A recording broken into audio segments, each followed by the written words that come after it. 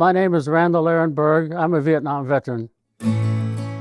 I grew up in Osceola, just a little south of here, and I worked on two farms, and then I worked for a construction company before I enlisted. I enlisted because my dad had been drafted in the Army, and he said, don't go in the Army. So I figured if I go in the Navy, I'll be on a ship. I got to boot camp, found out there was a trade called builder, and I was working construction previously, and I tried for that job and got it. That's a Seabee job. There's 7 different rates in the Seabees, and builder is like a carpenter. I was deployed to Dong Ha for 8 months, and then to Quang Tri for the final 4 months.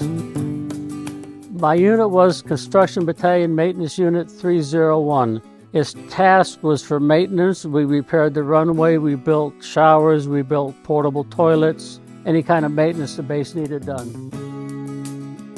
Well, I did 45 days mess cooking and then 30 days assigned to the Master at Arms. During that 30 days, I burned the latrines. That's burning human waste for 30 days every day. After that, I realized that if I had to assign somebody a job, I've done dirtier than they did. During the time I was stationed there, CBMU 301 had a self-help project, community action. BU2 John O'Brien went up to Kamlo and we built a schoolhouse. During that time, I was fortunate to go up there 4 or 5 times. And one of these times, the kids had a water buffalo. So I've got a picture of me sitting on a water buffalo. During that time, one of the times we went up, we were going up and found out that one of the rock crushers had hit a mine. So we said, well, we'll go up and see this. Drove up the main road, drove off the main road onto the road going down to the river where they hauled the rock from. About 5 Vietnamese kids came out of the brush yelling, Seabee no go, Buku VC. The driver said, what did they say? And I said, turn around. We turned around, give the kids a ride back to the main road, went to Cam Lo to the schoolhouse we were building, and about a half hour later there was jets coming in bombing that area. To this day, I think if those kids hadn't have told us, I wouldn't be here. Kids like the Seabees, because we treat them pretty good. When the schoolhouse was finished, we took all the builders up there and we had a party with the Vietnamese from the elders in the schoolhouse.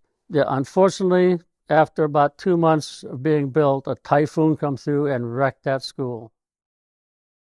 On a Sunday afternoon, we had 4 rockets come into the camp.